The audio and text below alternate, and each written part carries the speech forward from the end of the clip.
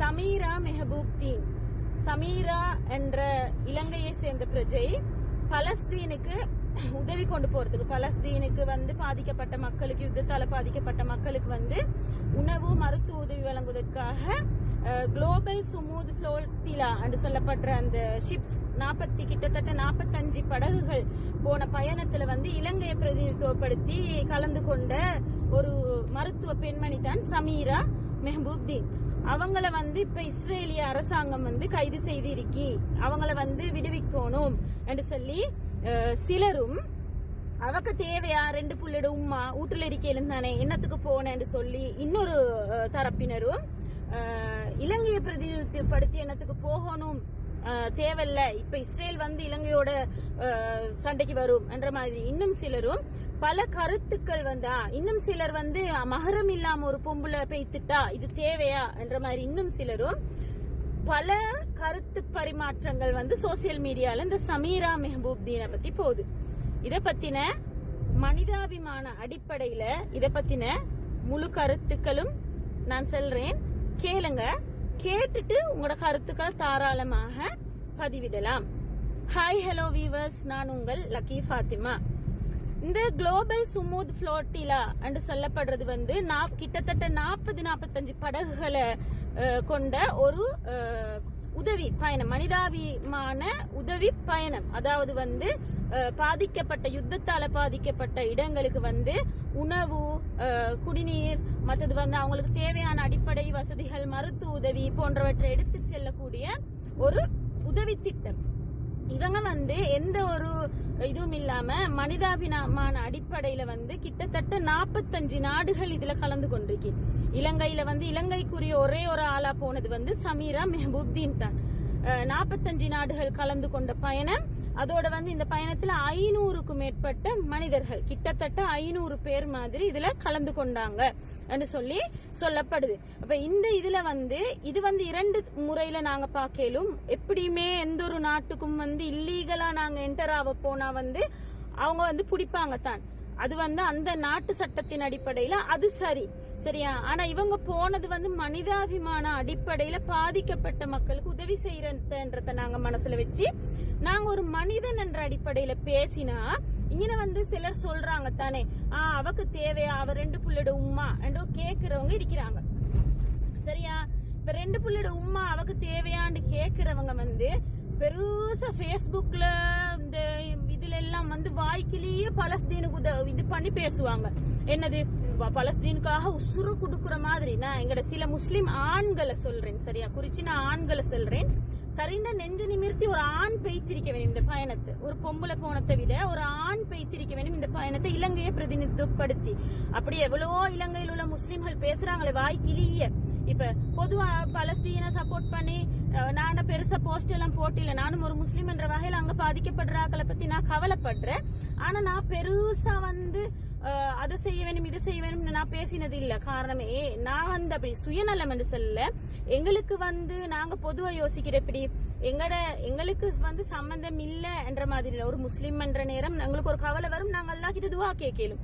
அதை தாண்டி எங்களுக்கு பெருசா ஒன்றும் செஞ்சு கொள்ள வழி இல்லை என்ற ஒரு நிலைமையில இருக்கிற நாங்க இந்த சமூக வலைதளங்கள்ல சில பேர் பேசுறதானே, அம்மா அப்படி செய்வேன் இப்படி செய்வேன் கிளிப்பேன் எனக்கு உசுறு கொடுக்குற மாதிரி பேசுறேன்.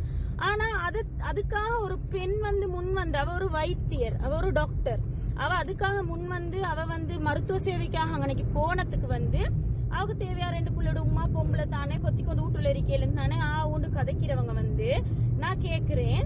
அவங்க படிச்ச பெண்களை கல்யாணம் முடிக்கிறதுக்கு படிச்ச பொம்பளையில தேடுற இல்லையா? திருமணம் வரக்குள்ள மட்டும் வைஃபா வாரவ படிச்சிருக்கணும், குறைஞ்சது அட்வான்ஸ் லெவலாவது முடிச்சிருக்க வேணும் என்று தேடுற. சரியா. அதோட யூனிவர்சிட்டி போய்த்திருந்தா நல்லம் என்ற மாதிரி. அப்ப அந்த மஹரம் கதை கதைச்சவங்களுக்கு நான் சொல்றேன், அவ ஒன்றும் தனியா போவல்ல, தனியா ஆட்டிக்கொண்டு ஆம்பளையோட தனியா போவல்ல. அந்த சமீரா மெஹபூப்தீன் வைத்தியர் நிறைய பெண்களை சேர்ந்த ஒரு கூட்டு பயணமா தான் போன.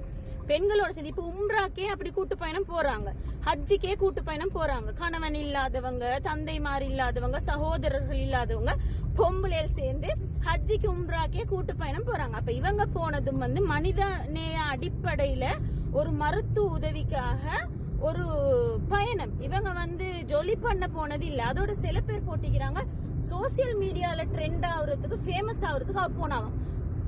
கதைக்கிறவனுக்கு கொஞ்சம் யோசிக்கிறதுக்கு மூளைக்க வேணும்.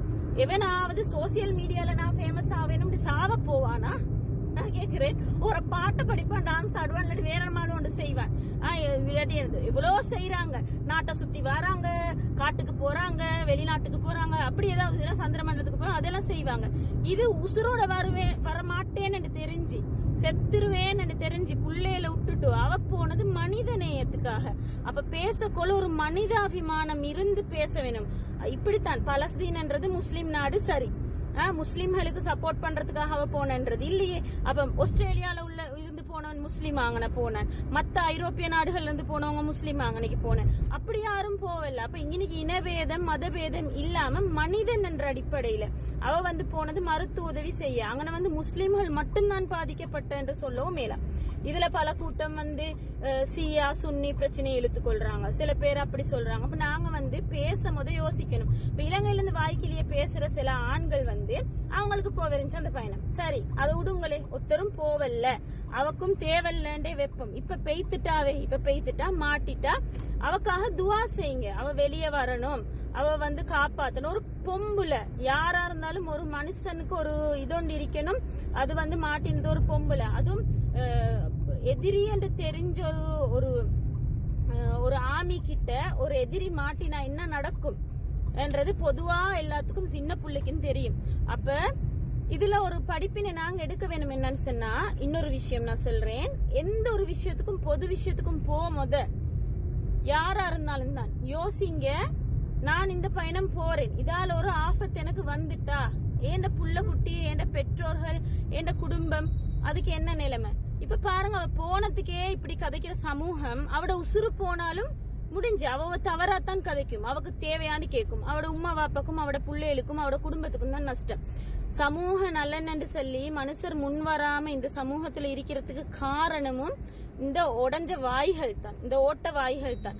தனக்கு செய்யலாத ஒன்றை இன்னொருத்தர் செய்யறாங்களா, அது மனிதாபிமானத்துக்காக செய்யறாங்களா, அதோட வந்து அடுத்தவங்களுக்கு உதவி செய்யறாங்களா, தன்னால முடியலையா, அவங்களுக்கு சப்போர்ட் பண்ண ஏலாட்டியும் வாய பொத்தி கொண்டாலும் இருக்க வேணும், தேவையில்லாத தருதல கதையில் கதைக்காம.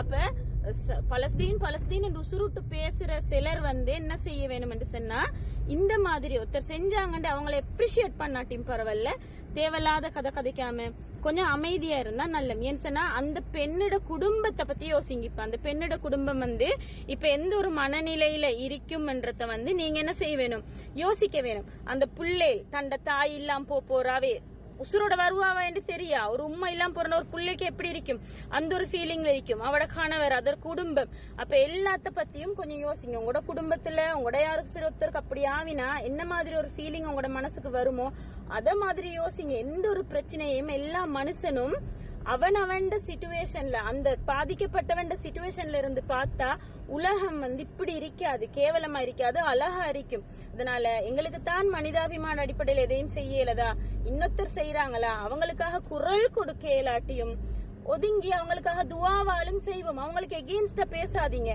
என்னத்துக்கு பொம்புல அவளுக்கு தேவையா, அந்த கதையெல்லாம் வானா, சரியா, அந்த கதையெல்லாம் வானா.